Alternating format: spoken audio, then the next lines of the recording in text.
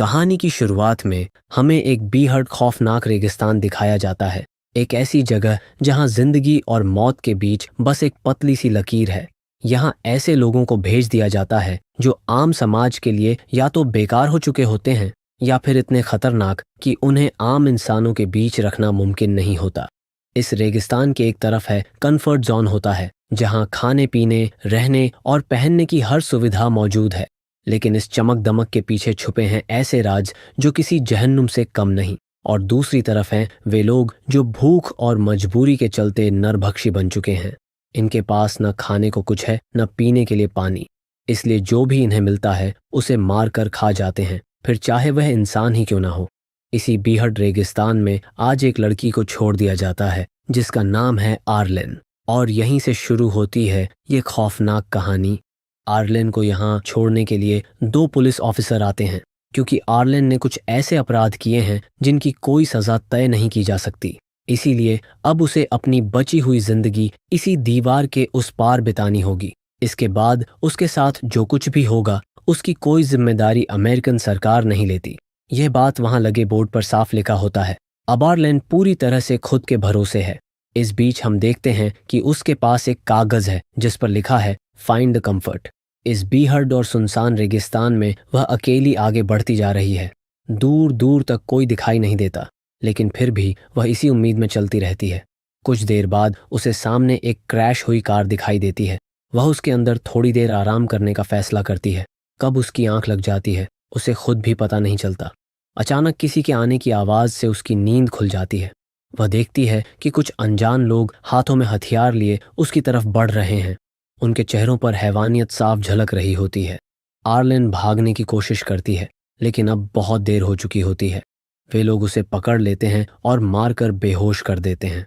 जब आर्लेन को होश आता है तो वह खुद को हाथ पैर बंधा हुआ पाती है। आसपास देखने पर पता चलता है कि उसे एक क्रैश हुए प्लेन के अंदर कैद करके रखा गया है।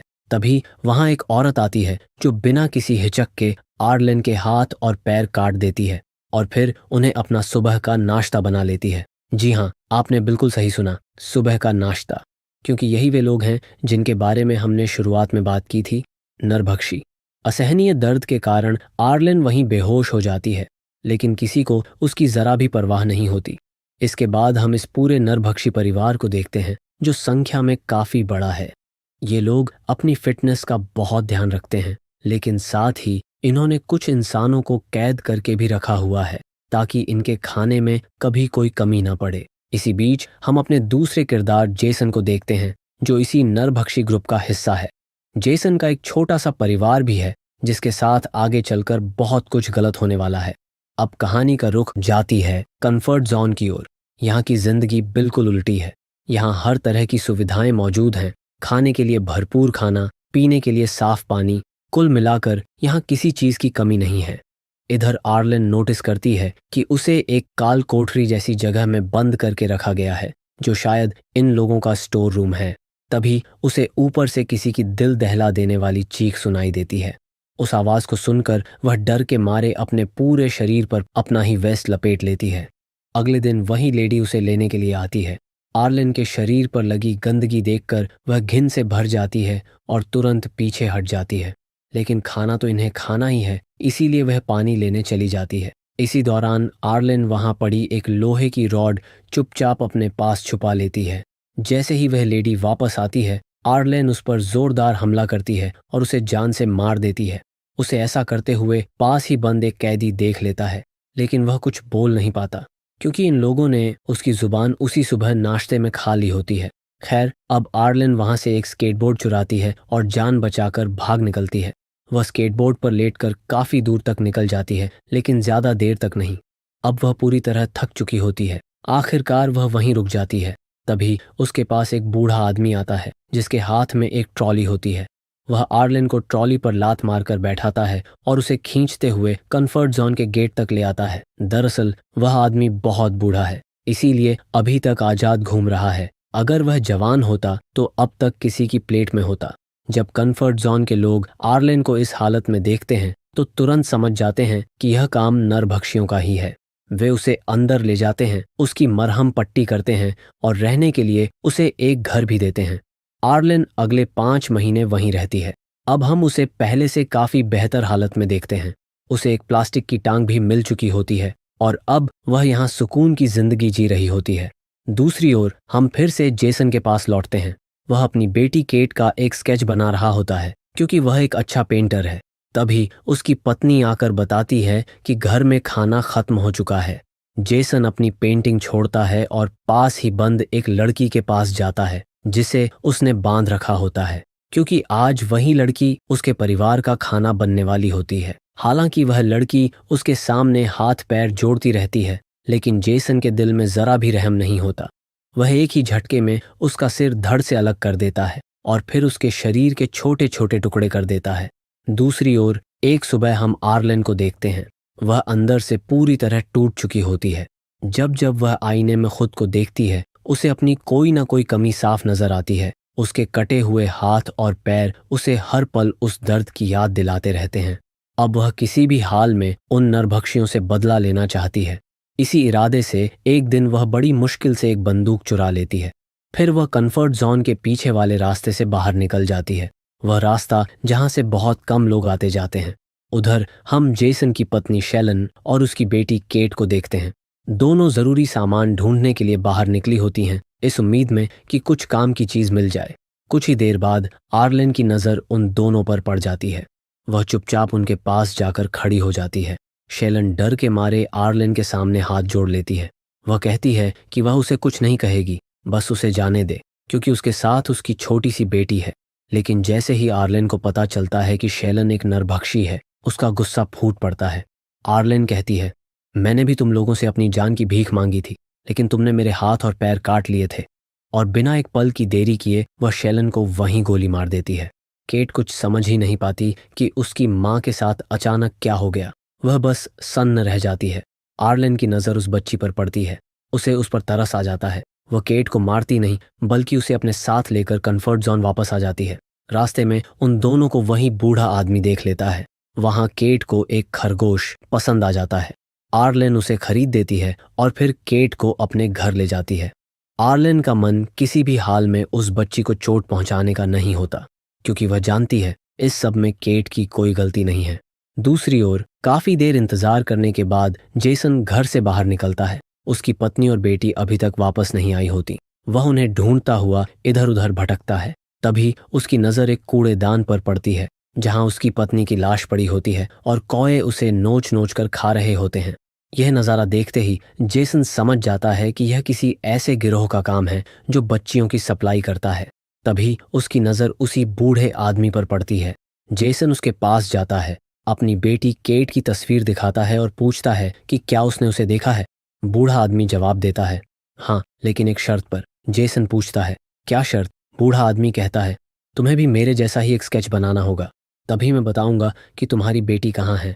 यह सुनकर जेसन का गुस्सा 7वें आसमान पर पहुंच जाता है, लेकिन वह बेबस होता है। वह वहीं बैठकर बूढ़े आदमी का स्केच बना देता है। इसके बाद बूढ़ा आदमी उसी कागज पर एक शब्द लिख देता है, कॉम्फर्ट जोन। यह देखते ही जेसन समझ जाता है कि उसकी बेटी कहाँ है। और इधर आर्लेन केट को लेकर एक क्लब में जाती है। उसी समय कंफर्ट जोन के सबसे अमीर आदमी की एक बड़ी पार्टी चल रही होती है।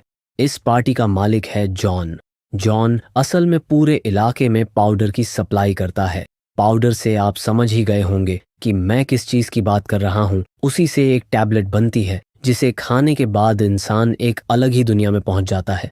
आर्लेन भी वही टैबलेट ले लेती है। इसी दौरान हम केट को देखते हैं। उसके हाथ से उसका रैबिट छूट जाता है और उसे पकड़ने के लिए वह उसके पीछे पीछे चली जाती है। तभी उसके सामने जॉन आ जाता है। वह केट को देख लेता है और उसे अपने साथ अंदर ले जाता है। दरअसल जॉन इस पूरे इलाके का मेयर भी होता है, इसीलिए वहां मौजूद कोई भी इंसान उसे रोकने की हिम्मत नहीं करता। उधर आर्लेन पर उस पाउडर का असर शुरू हो चुका होता है। उसके आसपास की दुनिया उसे बेहद खूबसूरत लगने लगती है, लेकिन फिर भी वह केट को ढूंढती रहती है। होश पूरी तरह से खो चुकी आर्लेन उसे ढूंढते ढूंढते पार्टी से बाहर निकल जाती है। चलते चलते वह इतनी दूर निकल जाती है कि उसे खुद भी एहसास नहीं होता। उसे यह तक पता नहीं चलता कि उसके बिल्कुल पास जेसन खड़ा है। जब अगली सुबह उसकी आंख खुलती है तो वह देखती है कि उसके सामने जेसन खड़ा है। जेसन के हाथ में आर्लेन का आर्टिफिशियल पैर होता है, जिसके बिना वह चल भी नहीं सकती। इसी बीच जेसन उसे अपनी बेटी केट का स्केच दिखाता है और पूछता है कि क्या उसने इस बच्ची को कहीं देखा है। डर के मारे आर्लिन झूठ बोल देती है, नहीं, मैंने इसे कहीं नहीं देखा। वह झूठ इसलिए बोलती है क्योंकि अगर जेसन को सच्चाई पता चल गई तो वह उसे जिंदा नहीं छोड़ेगा। लेकिन जेसन को आर्लिन की ज़रूरत भी होती है, क्योंकि अगर कोई भी नरभक्षी कन्फर्ट जॉन के पास भी आता है तो उसे वहीं गोली मार दी जाती है। इसीलिए जेसन आर्लिन के सामने एक डील रखता है। वह कहता है, मैं तुम्हें सही सलामत कन्फर्ट जोन के अंदर छोड़ दूंगा और तुम्हें कोई नुकसान नहीं पहुंचाऊंगा, लेकिन बदले में तुम मुझे अंदर से मेरी बेटी को ढूंढ कर ला कर दोगी। वह उसे साफ चेतावनी भी देता है, अगर तुमने ज़रा सी भी चालाकी की तो मैं तुम्हें दुनिया के किसी भी कोने से ढूंढ लाऊंगा और फिर तुम्हें छोटे छोटे टुकड़ों में काट कर खा जाऊंगा। आर्लिन ये डील मानने को मजबूर हो जाती है, क्योंकि वह कन्फर्ट जोन से काफ़ी दूर आ चुकी होती है और अकेले वापस जाना उसके लिए बेहद खतरनाक था। कुछ दूर आगे बढ़ने पर उनके सामने एक आदमी आता है।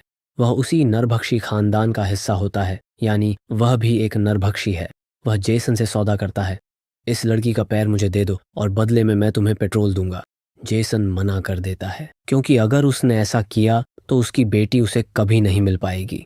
यह सुनकर वह आदमी कहता है, देख भाई, मुझे बहुत भूख लगी है, मैं तो इस लड़की को लेकर जाऊंगा, अगर रोकना है तो आकर मुझसे लड़ ले। अब यहाँ अचानक कुछ ऐसा होता है कि जेसन आर्लिन को उसके हवाले कर देता है और पेट्रोल लेकर वहां से जाने लगता है। आर्लिन चीखती चिल्लाती है, लेकिन किसी को कोई फर्क नहीं पड़ता। जैसे ही वह आदमी पीठ घुमाता है, जेसन पीछे से आकर उस पर चाकू से वार करता है। वह आदमी वहीं ढेर हो जाता है। इसके बाद जेसन उसका एक हाथ काट लेता है। अब ये दोनों फिर से आगे बढ़ने लगते हैं, लेकिन तभी वहां एक तेज रेतीला तूफान आ जाता है। मजबूरन दोनों एक तंबू लगाकर वहीं रुक जाते हैं। तूफान धीरे धीरे थमता है, लेकिन तब तक चारों तरफ अंधेरा हो चुका होता है। इसीलिए दोनों वहीं रात गुजारने का फैसला करते हैं। जेसन उसी मरे हुए आदमी के हाथ को पकाकर खाता है और वहीं आर्लिन को भी देता है।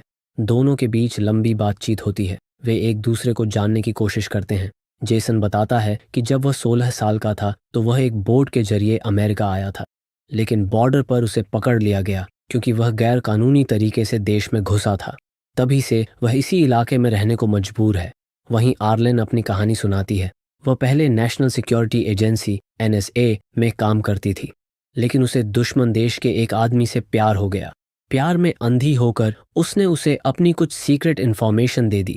जब अमेरिका को इस गद्दारी के बारे में पता चला तो उसे यहाँ लाकर छोड़ दिया गया। दोनों एक दूसरे की बातें सुनते सुनते काफी करीब आ चुके होते हैं, लेकिन तभी पीछे से एक गोली चलती है। वह गोली सीधा जेसन को लगती है और वह वहीं जमीन पर गिर पड़ता है। कुछ लोग अचानक वहां आ जाते हैं। वे कन्फर्ट जोन के होते हैं। वे आर्लिन को अपने साथ ले जाते हैं और उसे कन्फर्ट जोन में छोड़ देते हैं। लेकिन अब आर्लिन का मन वहां बिल्कुल नहीं लगता। वह जेसन को वहीं छोड़कर आना नहीं चाहती थी, इसलिए वह एक बहुत कठिन फैसला लेती है और वापस उसी जगह जाती है जहां उसने जेसन के साथ शाम बिताई थी। वहां उसे जेसन की स्केचबुक मिलती है, जिसमें उसकी बेटी केट के कई स्केच बने होते हैं। उन्हें देखकर आर्लिन टूट जाती है। उसे एहसास होता है कि आज केट के खो जाने की कहीं न कहीं वजह वह खुद ही थी। अब वह तय कर लेती है कि किसी भी हाल में वह केट को ढूंढेगी, चाहे उसे कुछ भी करना पड़े। वह वापस कन्फर्ट जोन आती है और हर किसी से केट के बारे में पूछती है, लेकिन किसी को भी उस बच्ची के बारे में कोई जानकारी नहीं होती। इधर वही बूढ़ा आदमी दूर आसमान में उड़ते हुए कुछ कौमों को देखता है। उसे शक होता है कि शायद वहां कोई जानवर मरा पड़ा है। वह दौड़ते हुए वहां पहुंचता है, लेकिन वहां उसे जेसन बेहोशी की हालत में पड़ा मिलता है। वह जेसन को बचाने के लिए एक कौवा पकड़ता है और उसे खिला देता है, ताकि उसके शरीर में थोड़ी सी जान लौट आए। उधर आर्लिन उदास होकर अकेली बैठी होती है। उसे समझ नहीं आ रहा होता कि अब आगे क्या करे। तभी उसकी नज़र जॉन के पैलेस पर पड़ती है। वहां से कुछ औरतें बाहर निकलती हैं और उन्हीं में से एक औरत के साथ केट भी होती है। आर्लिन उस समय कुछ नहीं करती। दूसरी ओर बूढ़े आदमी की मदद से जेसन अब ठीक हो चुका होता है। वह उसका शुक्रिया अदा करता है और फिर अपनी बेटी को ढूंढने के लिए वहां से निकल पड़ता है। यहाँ आर्लिन उस पैलेस में पहुंचती है जहां कई सारी औरतें काम कर रही होती हैं। वे सभी उस पाउडर को छोटे छोटे पैकेट्स में भर रही होती हैं। ये सब देखकर आर्लिन उनसे गुजारिश करती है कि उसे भी यहाँ काम पर रख लिया जाए। यहीं हमें पता चलता है कि जॉन ने केट को अडॉप्ट कर लिया होता है, क्योंकि उसकी अपनी कोई औलाद नहीं होती। इसी वजह से वह आर्लेन को भी काम पर रख लेता है। इसके बाद एक लेडी आर्लेन को एक कमरे में ले जाती है ताकि उसे अच्छे कपड़े पहनाए जा सके। वॉशरूम जाने का बहाना बनाकर आर्लेन अंदर जाती है और अपने नकली पैर के अंदर छुपाई हुई बंदूक निकाल लेती है। फिर वह उसी लेडी को बंदी बना लेती है और उसे अपने साथ जॉन के पास ले जाती है। आर्लेन जॉन से कहती है, अगर तुमने उस बच्ची को अभी नहीं छोड़ा तो मैं इसे मार दूंगी, और इसके पेट में पल रहे बच्चे को भी। ये सुनते ही जॉन डर जाता है। वह बिना एक पल गंवाए केट को छोड़ देता है। केट को लेकर आर्लेन कंफर्ट जोन से बाहर निकल आती है। उसी समय सामने से आते हुए जेसन उन्हें देख लेता है। अपनी बेटी को जिंदा देखकर जेसन की खुशी का ठिकाना नहीं रहता, लेकिन तभी आर्लेन उससे गुजारिश करती है कि वह उसे भी अपने साथ ले चले। ये सुनते ही जेसन भड़क जाता है। वह कहता है, हम लोग नरभक्षी हैं, तुम किसी भी वक्त किसी का शिकार बन सकती हो। लेकिन आर्लेन मना कर देती है। वह कहती है कि वह जेसन को पसंद करने लगी है, वह बस उसके साथ रहना चाहती है। इसी बीच केट अपने पिता से कहती है कि उसे बहुत भूख लगी है। मजबूरी में वह केट के उसी खरगोश को पका देता है और उसे खिला देता है। यह देखकर आर्लेन की आंखों से आंसू बहने लगते हैं। लेकिन दोस्तों, यही इस दुनिया की हकीकत है। अब जेसन ने आर्लेन को भी एक्सेप्ट कर लिया होता है, यानी अब ये तीनों एक परिवार बन चुके होते हैं। लेकिन कब तक, ये उन्हें खुद भी नहीं पता, क्योंकि यहाँ कब कौन किसका खाना बन जाए कोई नहीं जानता। और इसी के साथ ये कहानी यहीं ख़त्म हो जाती है।